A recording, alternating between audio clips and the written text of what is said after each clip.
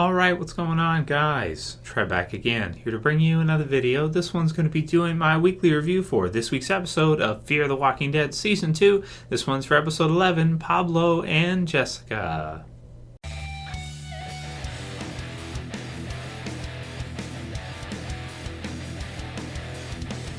And spoiler warning, of course, as usual, if you guys have not seen the episode yet. So, episode 11. So, as you guys know from last week, episode 10, Do Not Disturb, I thought was an awesome episode, of course, getting to see Chris and Travis.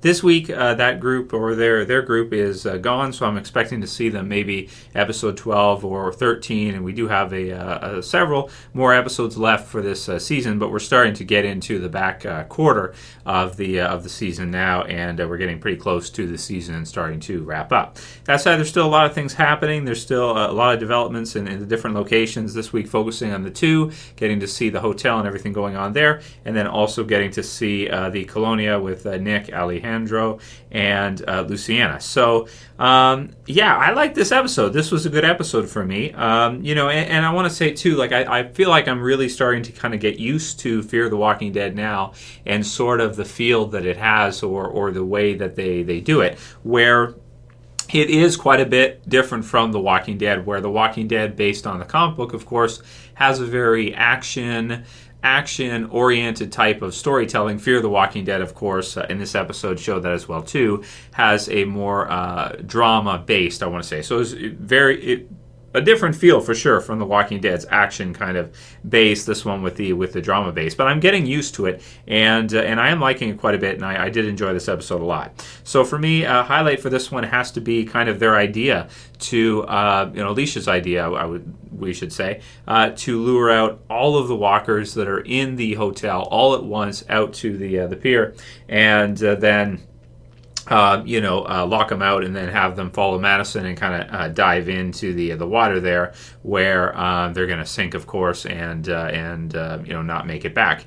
So I thought it was a really good idea, and it made for a really exciting scene. And it's something that, likewise, again, when you compare it to the original Walking Dead, we have not seen anything like before. And so I like that. Anytime they put something in Fear that has a totally new feel, that is a totally new situation, that's something completely different from anything we've seen in the original Walking Dead, I like it. I think it's great because it's original, and that definitely felt original when she's luring them all out, and she's kind of dinging the bell, so to speak, ringing the bell to get them to come out and for dinner, so to speak, and then jumps in and then gets away. And I was actually happy to see it all kind of go according to plan as I thought. Like when I was watching it, I was thinking, okay, yeah, it's probably gonna go good, and this is sort of like a happier zombie apocalypse episode, I want to say, because nobody gets killed off really.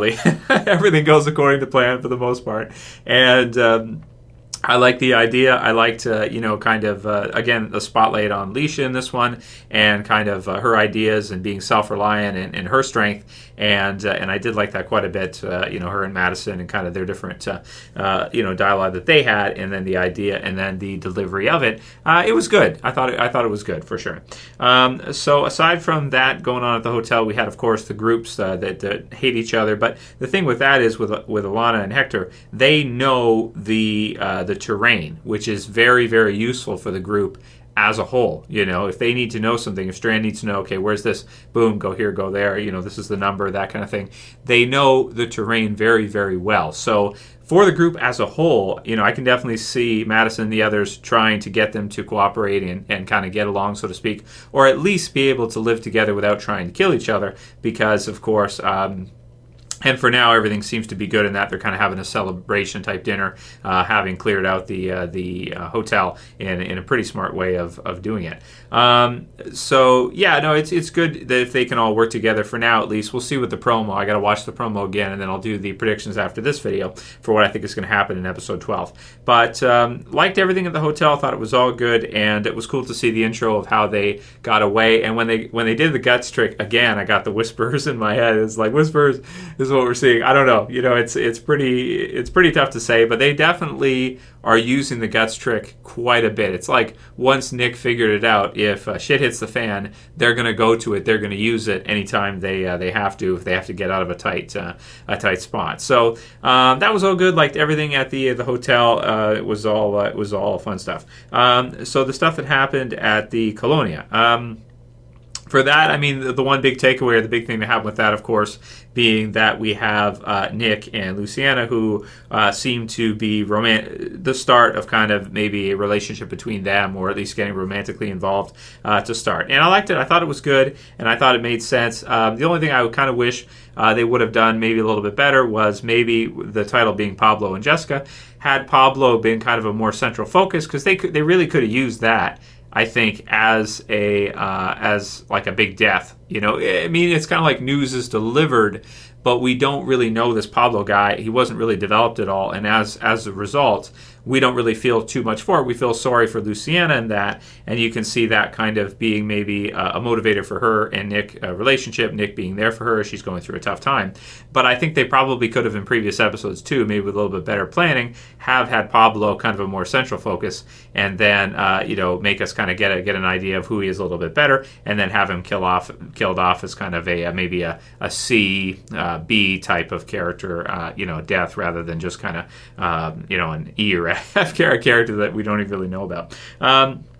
That said, though, it was okay. It wasn't too bad, and I did like the scene at the end. Of course, where you have them beginning some kind of a romantic relationship. You've got Nick; he's learning Spanish, which is cool, and then we have Strand at the hotel with the honeymoon suite, and then he goes and he helps out. Is it Oscar? I have to double check names after with Jessica. So her zombified version, and he closes the door. We're to assume that Strand is to put his wife or girlfriend, so to speak, down.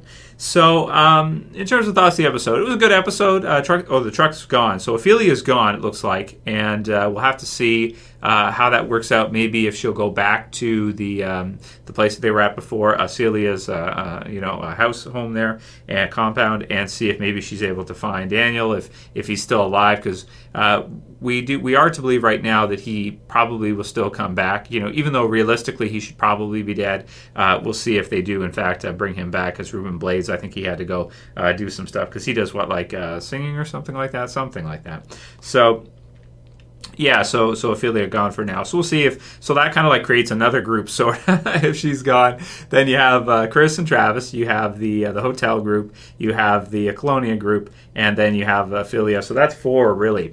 So we'll see how they kind of set up and they finish off this season. Looking forward, probably most right now at this point, to seeing what's going to happen between Chris and Travis for the finale of the season. And in terms of score for this episode, I'm going to give it an 8.3. I thought it was a really solid episode, and I did enjoy it quite a bit. So that'll be it for this review, guys. Another decent episode of Fear, kind of a more fun kind of. I want to say lighter, but more fun episode for the most part. Had some positive things going on, which is always nice to see. And I enjoyed it. It was good. So you guys can write your comments below on what you thought about this week's episode. Of course, I'll be back in about half an hour to an hour with the predictions video for episode 12 and what I think is going to happen next. If you guys liked this review, as usual, please don't forget to thumb it up, guys. You can also share if you got a Facebook you want to share through for me. I'd appreciate it. And if you're new and you want to subscribe, you can subscribe at the bottom left. That's it for this review today. I'll see you guys again soon. As always, it's Trev, and I'm saying peace. Later, guys. See ya.